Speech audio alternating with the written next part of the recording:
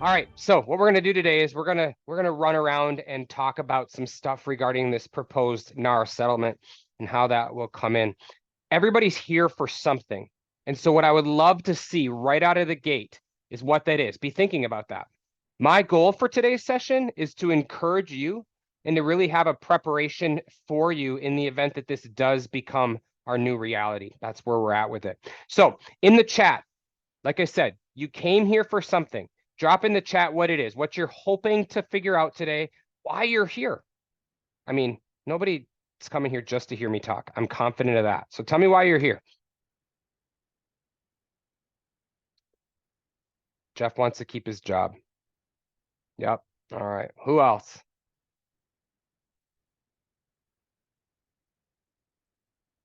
Like I said, if you're driving, we'll figure it out when there's no answers. There's a couple polls along the way that we're going to put in here too. So just drop an answer in there for him if you wouldn't mind, and we'll come back in just a second with that.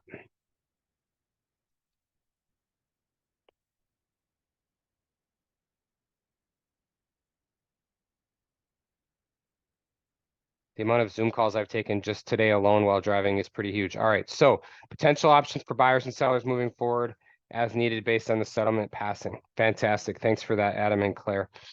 What I'm going to do, I don't see anybody typing and nobody else has their camera on either. So it's highly possible that they're driving. So we're going to just move along here and I'll share, if we don't get the statistical data that we're looking for here, I can tell you what we saw last week. That's fine too. So I'm going to drop a real quick image on the screen here and then a poll after that. So let me get to my screen share and we're going to show this and all right. So right here, this particular image is a roller coaster of emotions is what it describes. And so ultimately it's showing optimism through some rising and falling back to optimism again. And I'm curious if you can, first of all, figure out where you're at, right? We've got optimism, excitement, thrill, euphoria, anxiety, denial, fear, desperation, panic, capitulation, despondency, which by the way, Janie's going to drop the definition for those two into the chat because we found that not everybody knows those words. Desperation, hope, relief, and optimism. So this is the roller coaster of emotions. It's not my information. It's just coming from psychological studies that have been done. It's all over the internet.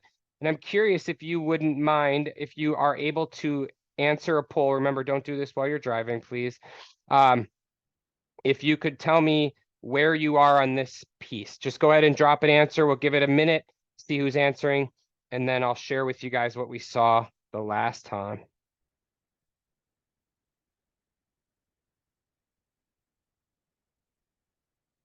All right, so far we've got one answer in, two answers. Thank you for that. Let's keep rolling, see if we can get up to 75% participation. We're at 35 right now. But again, if you're driving, don't do it. Don't do it. All right, if we get one more answer, we'll be to that number. There we go. All right, I'll give it a second just in case anybody else was looking to answer. So we actually have a very different group today than we did the other day. So on Friday, we had one person that was super excited. They were actually, I think they were in the thrill area. A bunch of people that were in desperation and in capitulation and despondency. There were a lot. It was the majority of it. In this case, we don't actually have anybody in that category, which doesn't surprise me because there were two meetings of this. And those of you on this call chose to take this one instead of the one that's on Friday morning that typically more people are available then, right? Just based on what we normally see. So on your screen, you should see it. We've got anxiety. So we have some people that are just kind of rolling over the top of that piece, wondering what's up, some denial. And then we had one in the hope area, they're past that desperation, have really decided that. And so that's exciting for me to see a different state, considering most of the people that were in this in the past were right down here in this area about to hit depression. Now, the thing about this is and it won't quite hit the same here, but what this means is, you guys are in a spot where we're up here for the most part. We have one down here that's past this, but take a look at this. You may have known this. The biggest point of financial risk is up here at euphoria, and that's where the market's really hot. Everybody needs to go all in. A lot of times we'll look at this from an investment perspective. If we're investing in the marketplace, like stocks, bonds, etc., this is where people make some really crazy decisions. Some people may have actually thrown their prior career out the door to get into real estate during this time in the last few years. We know that happened because the market was hot. Now we're running down here. So we get to fear, right? That's a temporary setback. Oftentimes we tell ourselves, hey, I'm a long-term player. I'm just going to keep staying the course and see what happens. Eventually we get to the down here in this capitulation area. I have to move out of the way for that, I think, though. Yeah, way out of the way. I'm going the wrong way too. So it says this will never end. I need to get out. And what that state is really when a lot of people quit. And we're seeing a lot of people there right now. Stats are showing that. If you look online as well, you'll find that. But not too far after that, it's the bottom of that valley, and that starts to rise up and move into that. And that's where we've got somebody already there, which is awesome, because look what's coming, right? In that mindset, in that space. So with that, I'm going to stop the screen share again and walk through some things that I have written down as far as areas that I believe are next.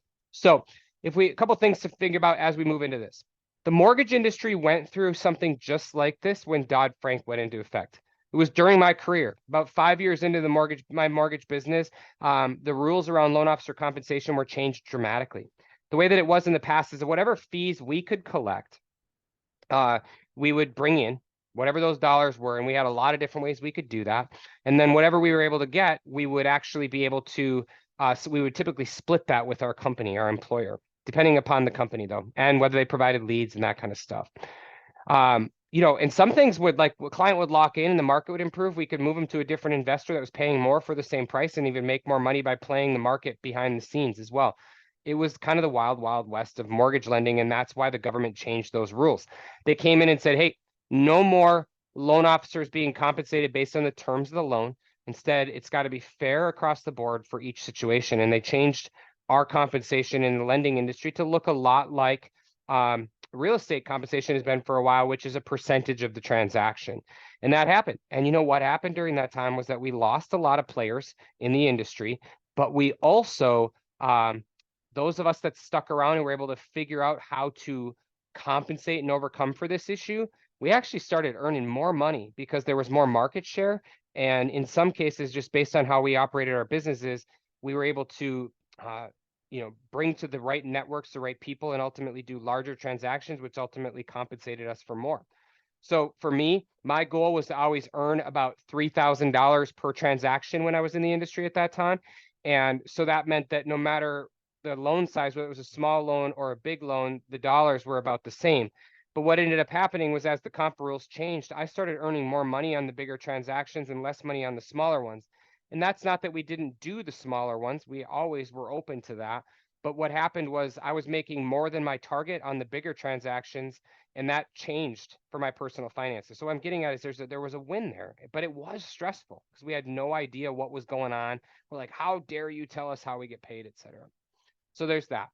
We overcame at the end of the day, and this many years later, 15-ish later, we're still here, and the industry is where it's at. Here's the thing. Wisconsin, pretty much everybody that's on this call, I'm sure everybody on this call is actually from Wisconsin. We had this buttoned up, this whole buyer agency and seller agency buttoned up pretty well. The only thing that we really didn't have mandatory was that you had to have a buyer agency signed before showing any properties. But our documentation relative to other parts of the country, most states, in fact, is wildly dialed in compared. In some states, we still see a 3-page purchase contract. You guys, I used to lend in 26 states way back, and then in the last couple of years, we've opened up a lot of them. I'm at 38 states right now. We see purchase contracts all over the place. Very few states have any purchase contract detail near ours. And the same thing goes with the listing contract, the buyer agency, and that kind of stuff. An assumption I'm going to make during this is that you all have already read whatever you want to read. You've read the actual lawsuit. I took the time to scan through it. I didn't read every word. It's 108 pages long. The settlement, sorry, not the lawsuit, the settlement. It's available at facts.realtor with your NAR login. We, as members of GMAR, our affiliate member, gives us access to WRA as well as NAR. And I took the time to scan it. A lot of it is around the lawyer compensation and how they're going to get paid. There's a small section about, I think it's 25% of the way in, that talks about the changes. And that's what we're going to be focusing on today. Now, I'm curious if you could drop in the chat what you believe are the cons of this proposed settlement. Or, because we have a small group, if you want to unmute yourself, you're welcome to do that and jump in as well. We've got about 10 people total on here. Bringing in a couple others at the moment that we're in the waiting room as well. So the question was, what do you guys feel will be the what do you guys feel are the cons of this NAR settlement? Go ahead and drop them in the chat, or unmute yourself if you'd like to.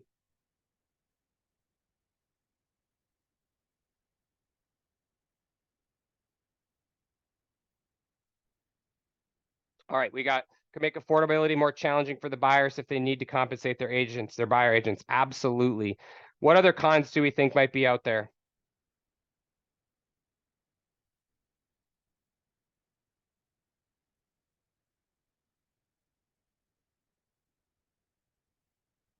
You can type too. I'm typing here and Adam goes, maybe you should just unmute. There you go. Get the conversation go. Well, conversely, I mean, it might make it harder on buyers due to affordability, like what Claire just typed. But I also think it could make it harder for sellers if they're not going to pay to bring buyers. And so sellers might not get maximum amount of eyes on their property and have the highest price with the least hassle if they're only going to pay their listing agent and not the other side. Absolutely. So it's a negative in both cases, right? And then, you know, the other things that I had listed in case we didn't have people able to talk, right? Because like I said, I'm sure a handful of people are driving right now. I thought about loss of transparency. There's a big loss of transparency now that co-broke isn't there, because co-brokes aren't going away. We all know that. We've seen that already. They're not going away. You just have a loss of transparency in what's been there. By the way, I'm going to pause for a moment. For those of you that were sitting in the waiting room for a couple minutes, I did not have an alert until I came back from my screen share that you all were there. So I apologize for that. We're just done doing an intro. This is being recorded, so we'll share it with you so you can catch the first few minutes that you missed as well. Not a problem. But yeah, so loss of transparency, confusion, and really fair housing issues, which is where co-brokes and being only provided some of the time and not all the time, depending upon the agent. Like, you know, if you're on the listing side and you know that buyer's agent is, you know, brings in buyers that are really hard to get closed and they have a reputation of being difficult to work with, the co-broke might be different, right? Or maybe not at all in that case. And so fair housing issues can come in as part of it as well. There's no doubt about that. So on the other side of that, I think that there's some solutions about how to move forward, and I'm looking forward to talking through that. But before we jump into that, I have another poll I want to drop on the screen here because I found this stat to be wildly interesting to me. Have you guys been seeing the results the entire time while I've been talking on the webinar? Okay, good. The other one was this is my next one. So one question poll, simply asking this. Prior to your real estate or mortgage industry career, did you hold a sales role? No, yes, or I don't work in sales in the industry. I would love to get a big participation percentage here again as well. Got half of y'all in there at the moment. Let's even get a few more.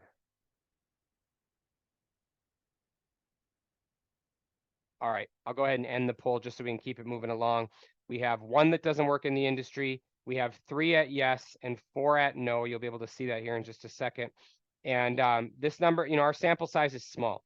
Nationally, 80% of individuals who own or hold a real estate license have no prior sales experience to their current role.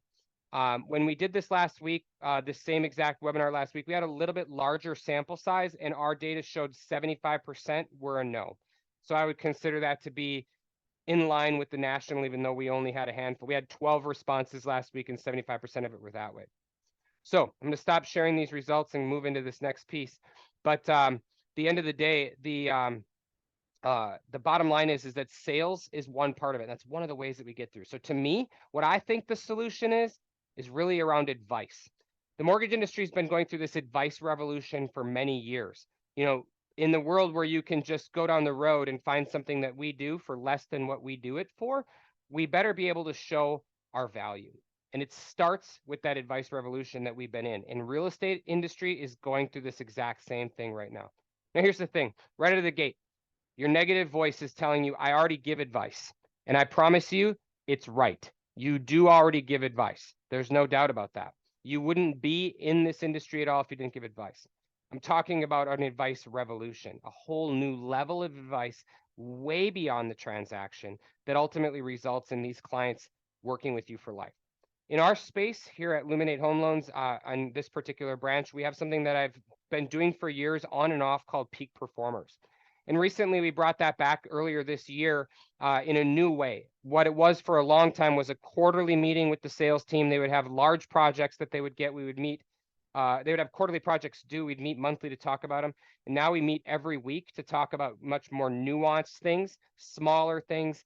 And it's all about role playing and sales talk. How does that work? How are we providing advice to our clients in a way that is valuable to them and is beyond anything that anybody else in our industry is doing? So I have the opportunity to be able to do that. It's been really fun. The most recent ones are the way that we started it this year, and some of you may have seen this in my Tuesday Mind Vitamins online. I've posted it all over the place, where we talked about, it's the DEAD series, and we're still in that. We probably will be all year, but the very first topic that we talked about was the loan officer identity is dead. More and more mortgage advisors are referring to themselves as mortgage advisors, and they're separating themselves from it, and that's a mindset. I would challenge any real estate professional to consider themselves a real estate advisor, not a real estate agent, not a realtor, a real estate advisor. Because the moment you start referring to yourself as an advisor, your behavior will start to change. And the moment that you start getting commitment from your clients in a new way, your commitment back to them will change as well. And so what I'm getting at here is that most of us, and we saw this in the data even here today, but bigger scale, even more stark than today's data, do not have nearly the sales skills that we need. Now, again, our negative voice is going to be stepping up and be like, hey, I don't want to be that guy on the car lot. We're all thinking of the negative salespeople that we've experienced in our lives, and all of us are like, absolutely not.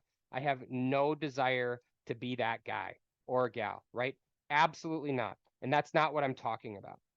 Sales really starts with listening to our clients, truly listening, inferring what they're telling us, and then also providing, again, advice. At the end of the day, what I'm looking at is this. When I look at it, I'm going to look at my notes for a minute and get off my soapbox and get back to this so I talk about it.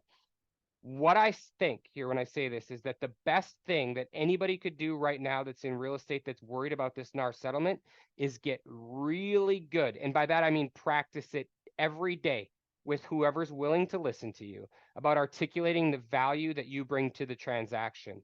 And more than that, the value that you bring well beyond the transaction. This means anticipating things to come, not only in the transaction, but in their lives. Things that they're not even thinking about at all. You're like, hold up. When this happens, this guy's going to do that. We need to have a plan, right? So it's above and beyond. It's not just negotiations. It's not just showing houses. It's not even just protecting your clients. It's to go so far as to get your clients to feel like you get them, right? Like you are looking for opportunities for them that they didn't even know they should be looking for.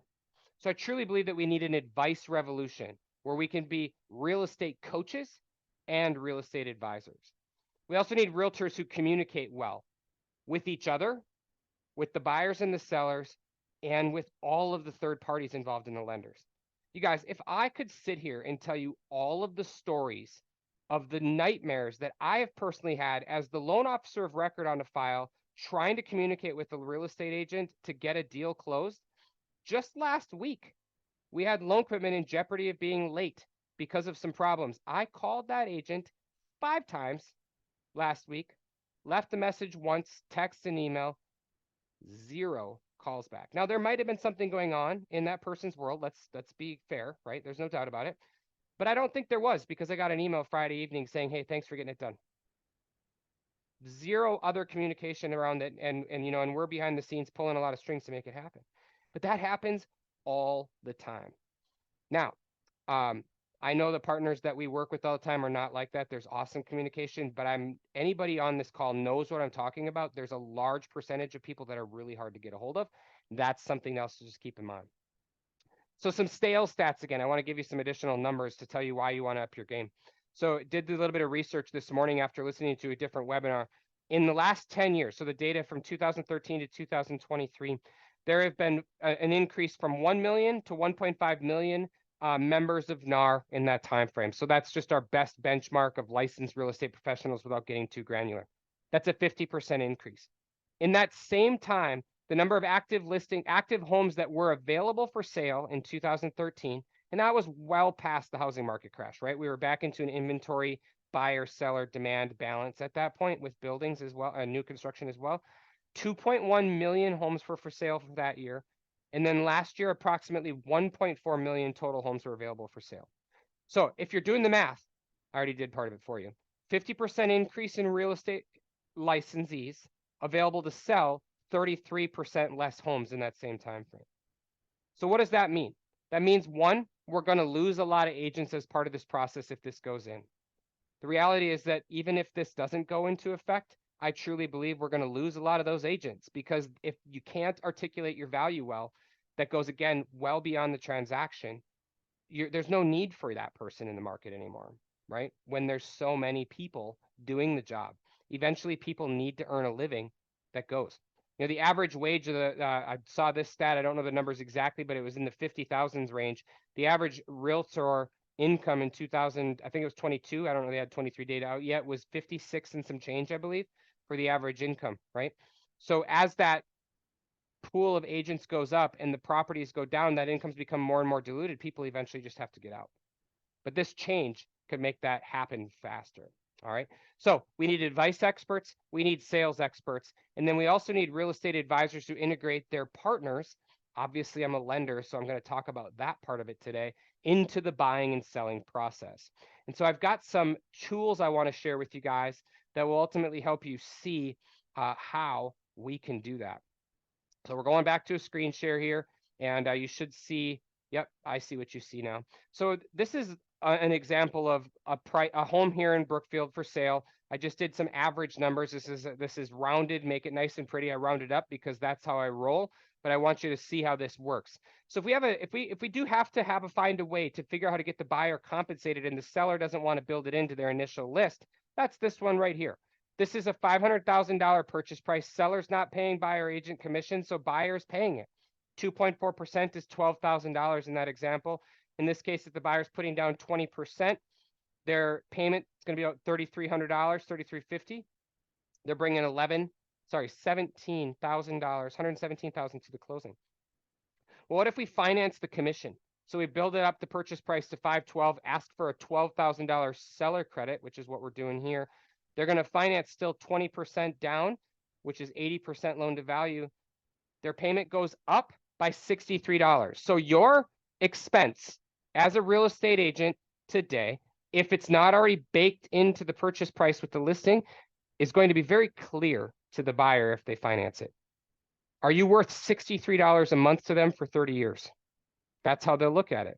Are you providing a value proposition where that makes sense, where they feel like they're jumping in the right spot, right? And in many cases, a lot of times Americans, if they're going to finance one thing, they'll finance all of it. So in this case, let's just say they roll in the closing cost, prepaids, and all that as well, right? And again, I rounded up, so it's another $8,000 all in. So you got $12,000 for commissions plus another $8,000 in total costs and prepaids, puts them at $520. They're going to finance 20% of that, means they're bringing $104,000 to closing, and their cost goes up by $105 a month. So we can show the buyer how this looks. Now, one thing that we need to keep in mind is that every single transaction today, be ready to unmute yourself if you want to challenge me on this, by the way. Every single transaction today, the buyer is already paying the seller's agent's commissions and the buyer's agent's commissions. Does anybody agree to that? If not, yes or no? Just unmute yourself and say why. I can go. Go for it. Because they're the ones who are bringing the money to the table. At the end of the day, they're financing the deal. All day long. If they're not there, then nothing happens. Correct. So this is normal. This is what we're kind of living in today, where they're financing the commissions, right? That's the world that we live in. We may end up going to this, which could bring home prices down if we were to pull out the buyer's agent's commissions, though I don't believe we'll be seeing that anytime soon due to the inventory issue.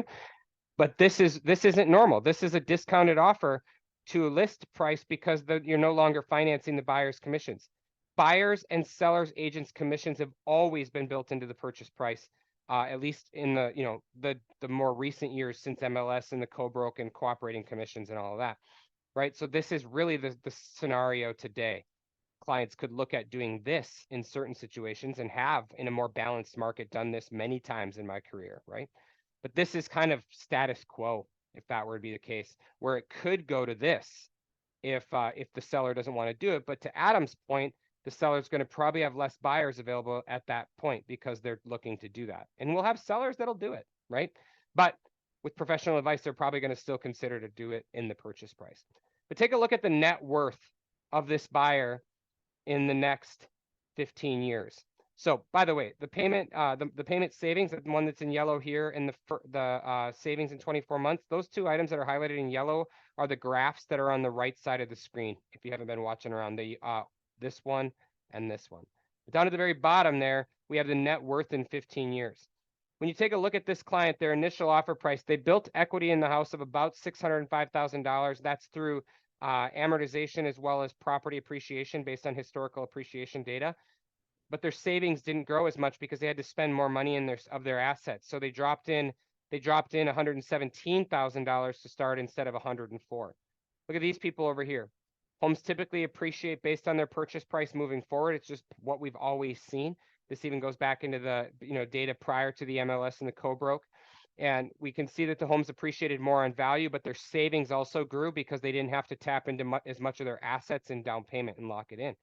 So their net worth in that 15-year time frame, financing all their costs, is actually the highest as a buyer in that case. And we can show them that based on historical data. Now, one of the things that's been bouncing around on the news and or on the socials anyway, and of course we have to keep in mind, we're kind of inundated with this as real estate and mortgage professionals because all of our friends, not all of them, but a huge chunk of our friends are in that. But keep in mind that most of our friends that are not in our industry don't have 700 realtors and loan officer connections dropping stuff in their feed. So they're probably getting less accurate information and more from the mainstream media. But a lot of talk has been around seller concessions. So I just want to show this to you very quickly, what that maximum seller concession looks like. Many of you have probably seen this document before. This went out in a Saturday morning highlight not too long ago for me. And this talks about how you can do 3% of the purchase price up to 10%. 10 to 25% would be 6%, and more than 25 is 9%. That's all conventional. When there's an investment property, it has to be at least 15% down, and it's limited to 2%. FHA has 6%. VA is unlimited with seller concessions for up to 2 discount points plus all other costs, plus 4% of anything that has nothing to do with closing costs and prepaids. And then the USDA is limited to 6%, but there's a few, oops, I moved the wrong way again. There's a few things to keep in mind here though. USDA has a problem with financing buyer agent commissions, meaning that you can't, if you use USDA, normally you can roll in your closing costs as part of that process. They will not allow buyer agents commissions to be rolled in. And as I'm sure you're all aware at this point, because the news has been, the talk has been about it very loudly on this, the VA doesn't allow at all a buyer's agent's fee to be paid for by anybody but the seller. So it can't be financed unless it's still paid by the seller and it's just covered that way, but it can't even be done as a seller concession based on their current rules. Now, all of these agencies have this on their radar. They're waiting to see what happens in the court before they'll make a transition. And they will then make an announcement. I see you, Vanessa. I'll call on you in just a second. They'll make an announcement as to what they're going to do based on what the approval actually happens to be. Also, just so you're aware, I did reach out to WIDA. They told us that they are waiting for agency guidance because as far as they're concerned, buyer agency fees cannot be rolled into their down payment assistance either. So again, it would be money straight out of the buyer's pocket for that. Obviously, the buyer could finance everything else, but they'd still have to pay that out of pocket. So it's something we have to consider. Vanessa, did you have a question about this particular one? Yeah, I was just going to ask about VA, and these other ones. So basically, those government programs, the buyer is essentially, they would have to pay their buyer's agent if they choose to use one's commission out of pocket, correct? In the case of the VA, they're not allowed to pay it at all. If it's disclosed on a CD that there's buyer agency commission being paid, the CD won't get approved. So they're the most strict. Okay, so they can't even pay it out of pocket? Holy Correct. crap. USDA is if it's part of the transaction, which everybody is signing a document that says we have the full contract, right? So it really can't be done outside of closing. It does have to be covered by the seller.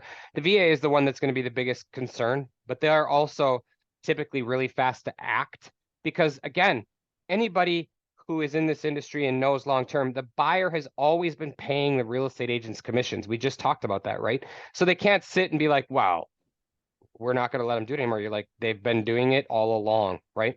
So they will likely, they being the VA, will likely move quickly on that. Oh. You know, it's funny, the VA as a whole doesn't move very quickly, but their regional loan centers are super helpful in making sure that the veterans are taken care of. So I believe that if this is approved, they'll do a great work to make sure that the veterans are taken care of, because otherwise another lawsuit's coming from a protected Are you on class lunch like break? that. So another another lawsuit could definitely come in that situation where they have if veterans can't do this, right? So that's a protected class, and you could see lawsuits coming from it. So I believe that they'll make some changes quickly to it. It also might be part of the reason why this gets held up. This could very well be held up in the courts as there's objections like this that the lawsuit doesn't take care of. You know, I learned the other day that the attorney who brought this all on, the main attorney in this case, is a personal injury attorney. He's not a housing expert, a real estate expert, a mortgage expert, right? So even though the courts might be considering some of these things, the implications are much broader than the experts at hand that were making the suit. So there could very well be holds that are put on this. And while I'm saying that, I plan on, I would wrap this meeting with this, but I think the reality is we all need to understand what I'm talking about right now will better your business regardless of whether this happens or not, particularly that part around sales skills and building that up and learning how to be a true advisor instead of just a sales agent, you know, and a salesperson or whatever that might look like. If you do all those things, your business is going to improve regardless of what happens with this lawsuit, right? So the agencies from strictness, most strict VA, USDA and WIDA kind of come in the middle, and then FHA doesn't care. It can be paid by the buyer out of pocket or by seller concessions, it would work. And then conventional also doesn't really care. But if it is paid by the seller, it is an interested party contribution. And so if they're paying 2.4% on a buyer agency, there's only 0.6% left for any sort of other closing costs or prepaids, unless the client is initially putting down 10% or more to start. On to the next one here. This is where we leave the price the same, but we just lower the down payment for the client. So not every client puts 20% down, but the vast majority of our clients also don't put the minimum down. When we did the math on this, it was about 90% of our loans, the buyers had put more than the minimum down. Now, obviously, that means there's 10% that weren't. They're going to be the ones that are affected the most in situations like this, but many times clients can choose to still finance it even if the seller doesn't want to pay it. And that's what we have here. We have the same purchase price across the board, $500,000, but you'll see we have different loan amounts. Now, one of the things that might stand out to you, the payment is the same in both the first option in both of them, where this one goes up $109 instead of $63 like it was before. So the cost of a buyer financing agent's commission when they go above 80% loan to value is not only that agent's commission, but also PMI for a time. So the payment on the mortgage goes up by that 63, but then there's PMI that's added in, which brings their payment up to this amount for a time before that PMI drops off. PMI doesn't stick around for long. It's only 55 months on this loan's case before it falls off. So it's a few years, right? A little over 4 years. But it is there for the time. And then in this case, if they were to finance everything just like that with keeping the price the same, they're just putting less down on the house. They're still bringing $100,000 to the closing table. Same thing happens here. If you take a look at their net worth, this one's even more clear. The house prices staying the same. So if you didn't like my argument that the appreciation would happen based on purchase price, we can still show that their net worth grows even if they pay the same in all three cases. And again, the reason for that is because they're tapping into $20,000 of their savings here that they aren't here, which means that $20,000 can be put to better use. It's not locked up in their home's equity. A quick question for you guys. Actually, just for sake of time, I'll just say it. So the down payment, the return on equity of a down payment on a mortgage is always 0. Now you might be like, wait a minute, what? So the way that I typically ask this question is, what's the return on investment for a down payment on a house? And people will sit there and their heads will churn and they'll figure it out and they'll always give me a, well, it depends on this. And I get a lot of different answers, but they're never the right one. The right answer is it's always 0. Let me paint this picture for you. In this example, Client puts down 500,000, or they buy a $500,000 house, they put down a $400,000, $100,000 down payment. They're borrowing 400. When they sell this property for, say, $800,000, they're going to pocket $400,000. They profited $3,000 in equity growth. That's the 500 to the 800 plus the 100 they put down. So their growth, their profit, 300K. If they were to put down the opposite of this, let's say they put down 400 and only borrowed 100, and they sell it for 800, they're going to get their 300 profit plus the 400 in cash that they put back to it. That 400, just like the 100, never grew. The return on investment for a down payment on a mortgage is always zero. That money never grows. The only money that grows is the value of the home, and that's realized when the house is sold. So in this case, we're keeping $20,000 in their savings account, assuming a 3% savings, which is a very average interest rate for savings. It's in fact what Illuminate Bank's savings rate is right now for the APY. Taking that $20,000 plus the other 100, we're assuming this client had 200,000 in cash available, taking and investing that last 80 here versus investing only the 100 that's left over here, you'll see that their assets grow to 156. So they go from 100K to 156 in 15 years, where here it goes from 80K to 125. Their net worth still grows even if they finance their closing costs and keep the purchase price the same. All right.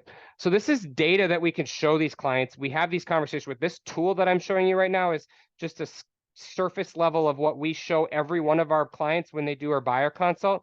We walk through this with them. We share them the link afterwards where they can interact with this tool. They can click on all the buttons. It shows their payment breakdown, their closing costs, all that kind of stuff is all available to them. It lives in the cloud for them to look at, and they see these all the time. Then we have another thing. What about those clients that tell us they're going to wait until the dust settles? They think the prices are going to come down, or they think the rates are going to fall. The reality is, if we've done our homework, we know full well that home values are not falling anytime soon. The data is very clear that the demand is far greater than the supply. Even with this proposed NAR settlement, the demand is still far beyond the supply. So let's talk about what it would look like to wait. So here's what it is. How much could waiting cost you in 2 years? In appreciation on a house in Brookfield, and this is using exact historical data. This is not me shooting these numbers up to just make it look pretty. I used historical appreciation rates. It's $38,745. And then they amortize, meaning that they paid that much of the principal down that they'll get back later, means the cost of growth equity change, that's the equity change, is $47,000 in equity change in 2 years. Now let's take a look at what the just kind of how we got there, right? So the home appreciation, we look at it 500,000 to 538 in 2 years. Anybody who's been listing properties around here knows that's definitely doable, and that's probably even conservative. And then what about the cost?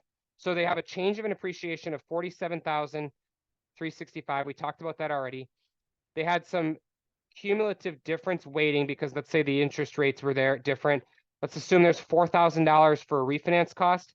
Their net cost of waiting 2 years is over $42,000 just in that time frame. So another tool that we have available that we're happy to show your clients if we know they're on the fence is this one right here. So when I'm talking about, looking at collaborations, looking at real estate professionals that communicate well, when I'm talking about making sure that we're experts in the industries and also involving lenders who can help with data, which is all that my team does. And really, it's not just my team, but the other loan officers that are in this office as well. Everybody here is trained and coached by me to do these things. Everybody has their own style, but they all do operate these same ways. It ultimately allows us to really show your clients the value that you're bringing to the table, and even in the partnerships that you have, right? You got to do your part, but you want us to do our part as well. And we want to do it as well. At the end of the day, I truly believe that homeownership is an opportunity.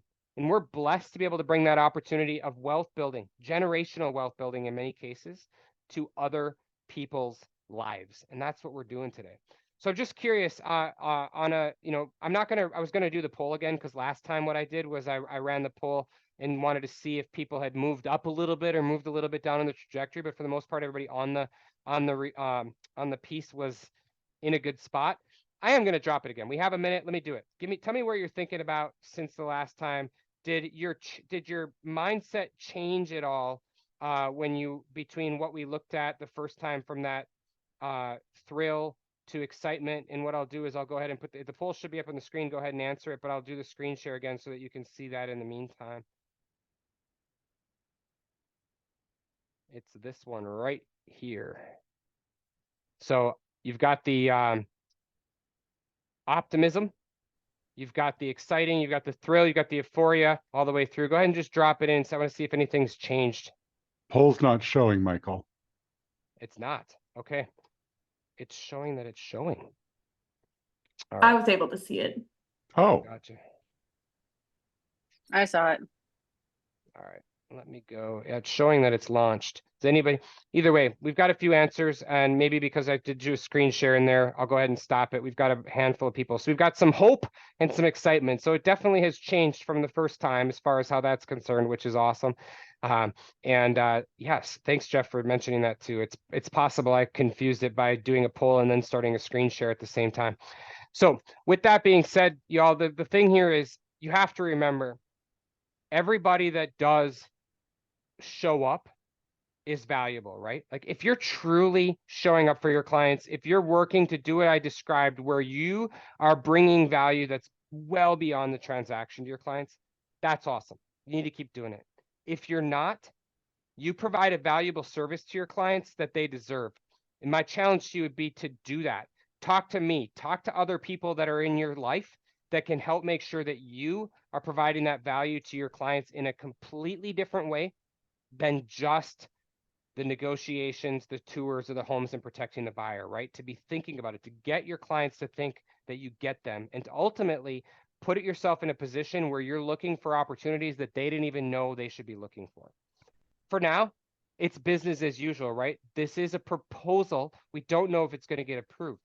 But as I said earlier, my wrap up on this is if you take the time to do the things I talked about in this conversation, where you're looking at advice revolution, you're coaching your clients in the right way, you're communicating well, and you're integrating your lenders into the mix so that they can help guide that advice revolution.